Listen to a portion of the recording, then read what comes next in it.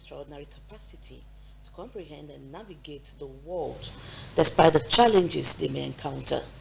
Even though their disabilities may affect their sensory and cognitive function, they can still contribute to society. But society focuses on what they can't do instead of their capabilities. How can an all-inclusive environment be created for them? This will be our focus on encounter. And to discuss this is the founder of FAECARE Foundation, a non-profit organization for vulnerable groups in Port Harcourt. So welcome, Andrew Essien Ndifreke. Welcome to the program. Thank you very much. It's a pleasure to be on Encounter. Yes, thank you very much for coming on the program. Thank you. I am Dibabari Siedoma Weke. Welcome to Encounter on NTA Port Harcourt Network Center. Thank you for coming once again. Welcome. Thank you very much. Yeah. So how are you today? I'm fantastic. I love that you're fantastic. Yes, I am. So you're the executive director of FAECARE Foundation. Yes, I am. Can you give us a brief of what the foundation is all about? Okay, so thank you very much. FAECARE Foundation is an acronym for Freki Andrew Essien Care Foundation. We started in the year 2013 officially as a registered non-profit organization. And as a vision, what we have focused on is to add value to the lives of vulnerable individuals. And we have created those to be vulnerable children, persons with disabilities, the youths, and then the others are less privileged in society. So we do this through carefully planned programs and projects in our different thematic areas.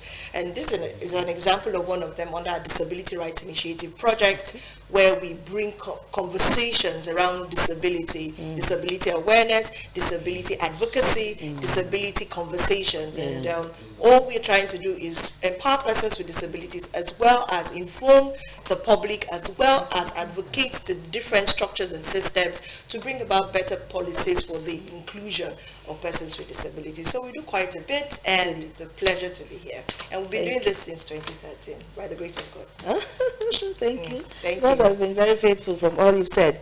And so talking about disability, when we talk about disability, what are we looking at? Are we only looking at people that can't walk, people that can't talk, or what is the understanding of disability for you to come up with such, foundation? When we look at disability, what do we talk about? Okay, so I'm going to disrupt the narrative, as it were, because like you said, when a person thinks about disability, what the person thinks about a lot of times is just the impairment.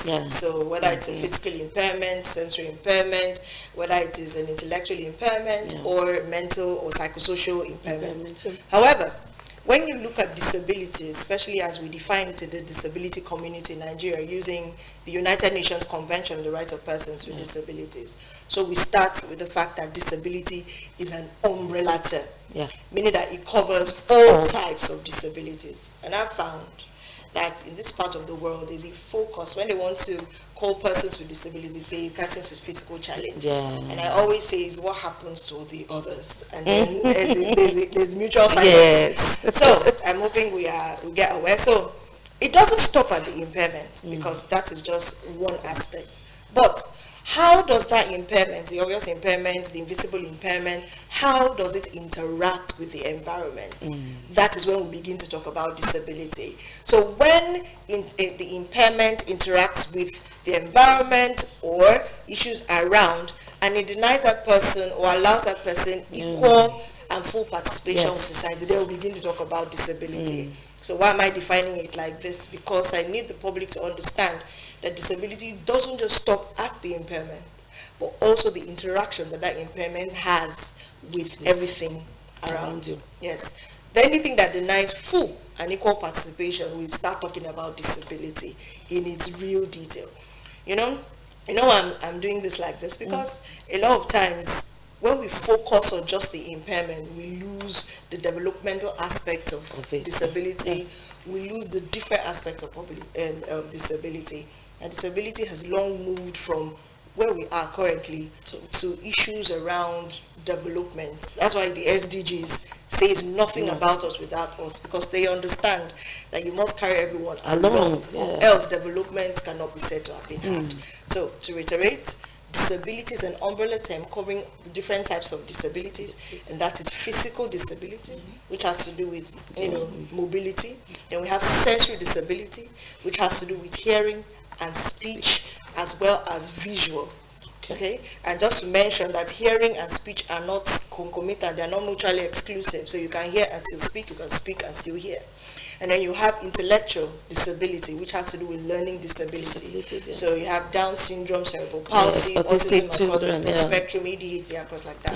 And then you have the psychosocial disability, and this is what we're talking about: bipolar disorder, manic depression, etc. So these are the broad categorizations.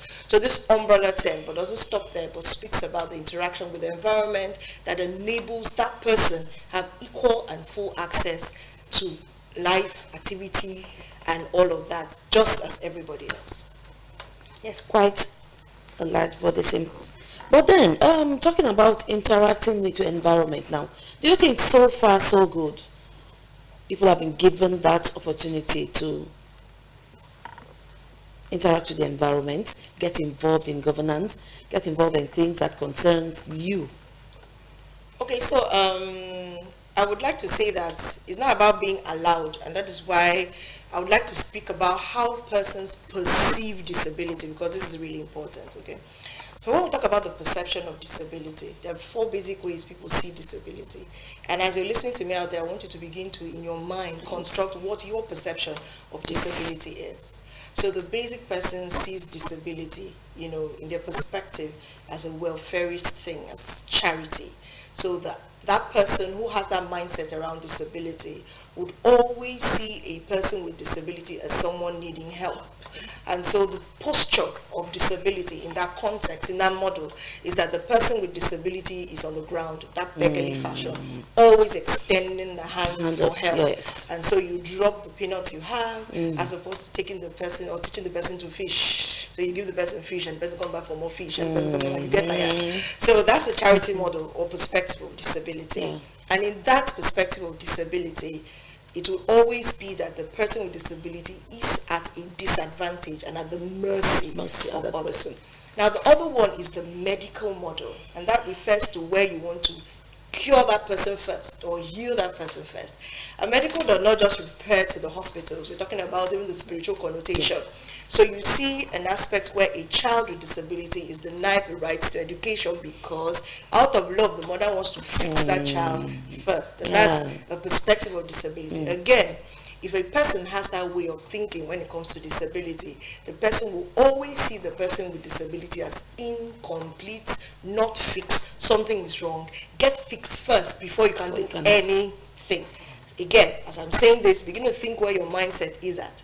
Now, the other one is the social model, which is a lot better. This is where everybody is involved. So society takes responsibility to begin to remove the barriers, as it were, for persons with disabilities. And this is in answering your question. So you understand that, for example, you're providing a public service to everybody.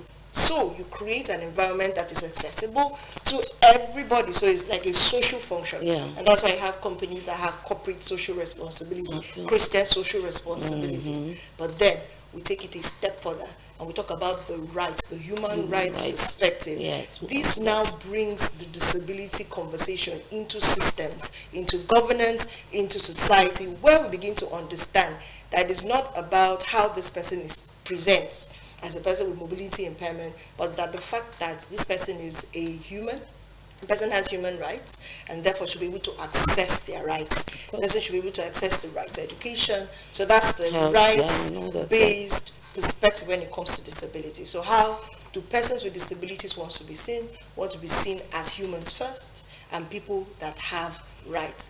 In that context, you see that disability mainstreaming is easy because it's easy to say, okay, I want to go to school. So it doesn't matter whether I have a disability or not. Yeah. It's easy to be able to go to school because it's my right to be educated. Yeah. So that is how persons with disabilities want to be seen.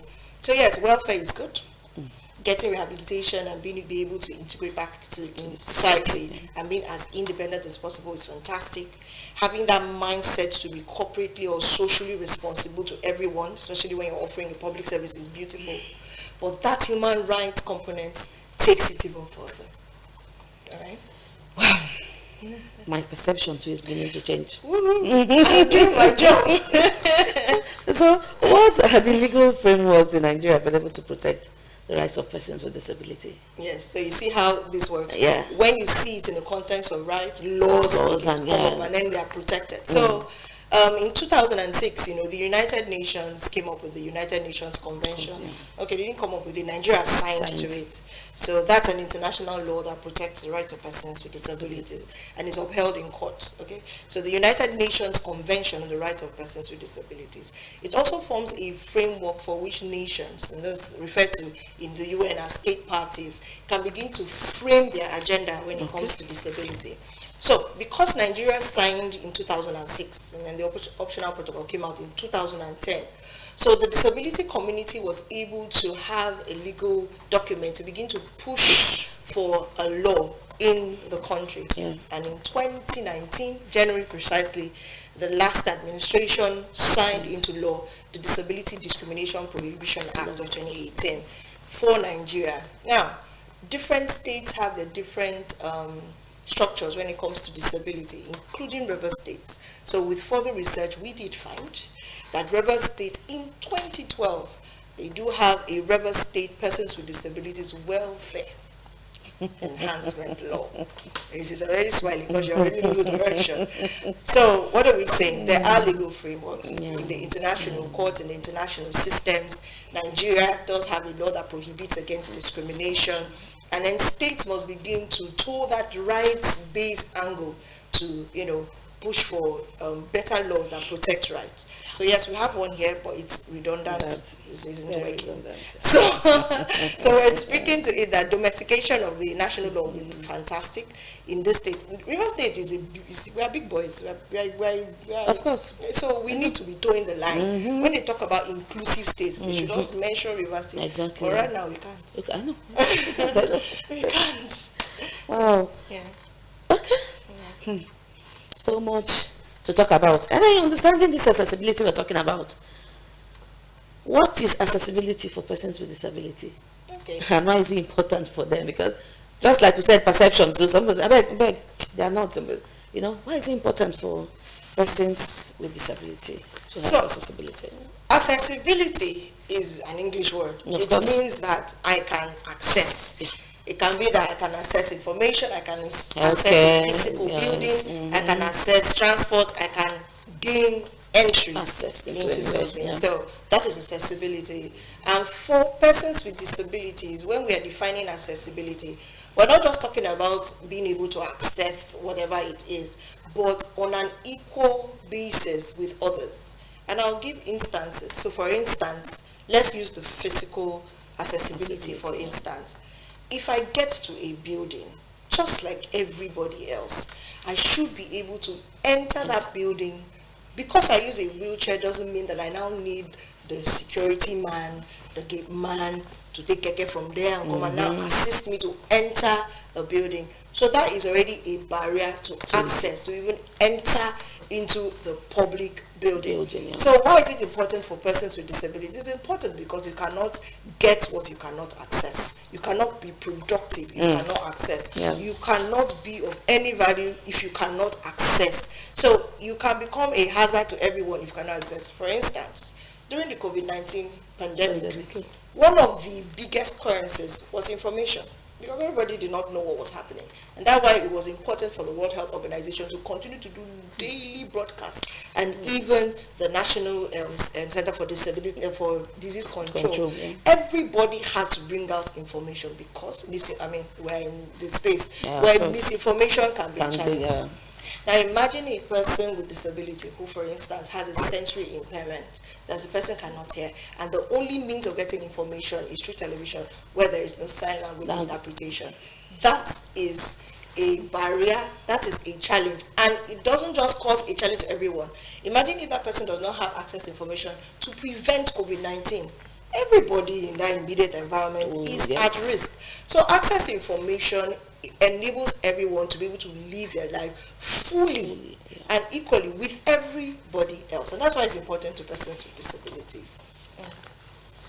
Well, there's this relative of mine that is let's say physically impaired, he hears partially, but cannot speak. He's hard of hearing. He's hard of hearing. Yes. But he can't speak. Doesn't matter. They're not, like I said, they're not brother and sister. Okay. You can hear and not speak, you can speak and not hear, and you can have both. Okay. Yes. Okay. So for such people, I one day he traveled and we were like wondering how he could, go on a long journey when he can't, tell the bus driver where he's stopping or where he's going to. And I was like, actually, when he came back, he was like telling us a story, what happened while he was traveling and all that.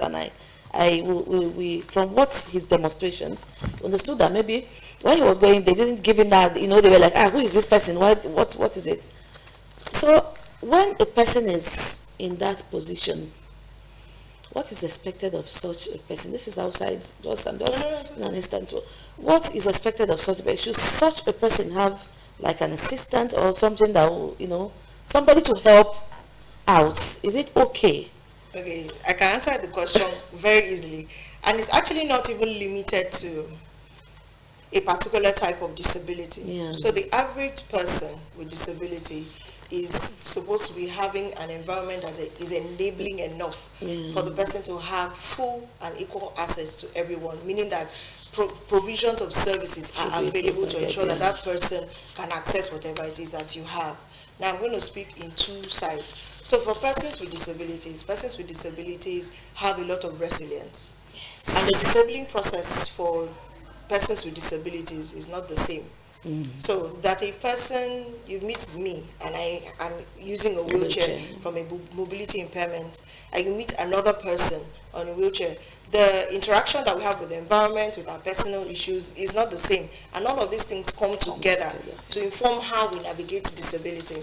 So for instance, somebody could have a mobility impairment and the person is not independent. The person is not able to do a lot by themselves. That person is expected to have a caregiver per time. But if a person is independent, you do not have the right to now do, or should I say, project ableism on that person. In other words, if a person has been so independent that the person can go anywhere by themselves, yours is to provide the services that enable that person to access and not cause that person to feel more disabled because you do not have services. So, for example, that young man, he knew that he could travel by himself. He also understood that where sign language communication is not provided, he has pen and biro, also has a phone, and is able to communicate. You see, people limit persons with disabilities because we put us in boxes. And then somebody will tell you, why are you traveling alone? And then you ask the person a simple question, why can't I travel alone? And there's no answer. I've experienced it a million times. And you wonder if somebody is independent, living by themselves, is able to drive and go anywhere. How is your own? How's the problem? Like all of a sudden we cannot use your own because what happened? So on the other side, persons with disabilities have developed a lot of resilience. They know when they need a caregiver, they know when they need one, they know when they do not need one. And it's true, it's good for a lot of persons with disabilities to experience independence. It's a great motivator because you do not want to establish codependence where you want to do something, you cannot do it without somebody. Meanwhile, it's possible for you to learn it on the other side.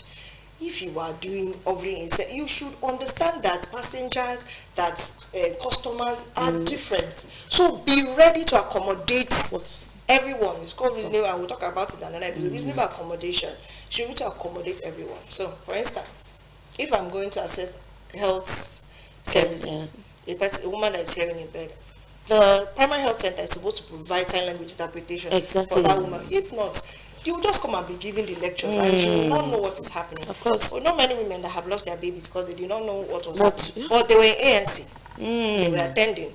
But nobody thought that this lady might not even know what we're talking about, or what she should do to take care of herself, or what to do when delivery comes or labor comes and things like that. So that is a service that's supposed to be provided by the public. And honestly, at the end of the day, we must begin to take responsibility for our citizenry.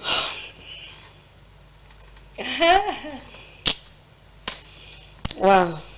I will take a short break now, and when we return, Encounter continues, and FAECARE is still in the house. Stay tuned. I be in the hostel every night and day, but right now I'm a superstar. Yes, so stay glued. Encounter every Thursday 11 a.m. live with NTA. My name is V6, aka Good Music is my bad habit. Lego. aka Bege Mama. Che, I'm here live, NTA ground. You can see I'm now. I did here.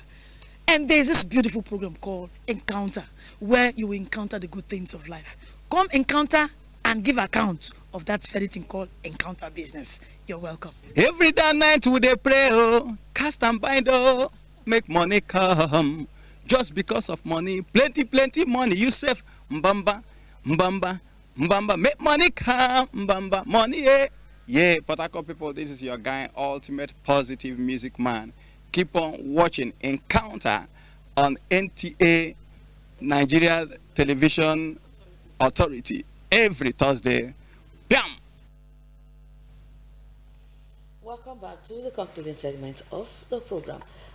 Welcome back. Let's wrap up. Let's look at what has your experience been so far with this foundation, people that are in the foundation, people you empower, everything about the foundation, and what are the lessons we've learned from all this so far? Okay, the lessons are consistency is key. You can't get tired because this is not a sprint. Yeah. It's a marathon, more like an endurance race. So you must continue to, especially with respect to the different causes and our different thematic areas, because we have a lot of conversations on different frontiers. The truth is that we must continue, and that's what we learned as an organization. Yes. It has also kept us throughout these years that we can't be tired. When we're tired, we go back, we retreat, we come back and we refire. Also, I've also learned that society has a way of blocking out or doing selective hearing, as it were, especially when it comes to persons with disabilities. And I tell persons that you don't need to have a disability to be disability inclusive. For a person who acquired disability as a young adult, so I understand what it could be to be a person without disability and then become a person with disability using a wheelchair. So this is one of the lessons. The other one is we do not wait for funding to do what we want to do. God has allowed us to be creative so that we are able to continue to impact the time. And another thing is understand your vision, understand your mission, understand your goal so that you're not burnt out or stretched out beyond your limit. And there's so many lessons that we learned as an organization. Talking about creative minds, so far, how have you been able to impact those of them that are part of this foundation? Because I'm sure you have people you empower, also inspire them and motivate them to go out there and be the person God created them to be. Okay, so with FAECARE Foundation, like I said, we work with different vulnerable groups, but I'll zone in on persons with disabilities since we're dancing around that for this time. So what we have done is we have programs, and we don't want to do everything. We cannot do everything. Of course. So we have, for example, our program that focuses on empowerment through skills. And what that program does is that it focuses on giving skills so that they can either start businesses or add to existing businesses, but leading to economic empowerment so that you are independent financially. And we've been able to do that since 2016 with grants and without grants across the Niger Delta, and we have focused on both women and persons with disabilities. The other one, which is why we're here, is the Disability Rights Program. And this is important because for persons with disabilities to be able to speak about their issues, they also need skills. And that's a capacity building program that we bring.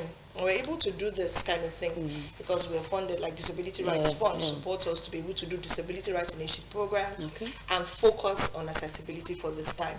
So we're able to do that by empowering them with information and skills to advocate for their rights, among other things. Wow. Thank you very much. Thank you. For sharing your thoughts with us. It's quite, I don't know how I'm feeling. I don't know how I'm feeling, but then thank you for coming on the program and sharing all this with us. It's a pleasure. I know that time is up. And time is up, but we'll do this next time too. We'll do this next time. So can I do one last one?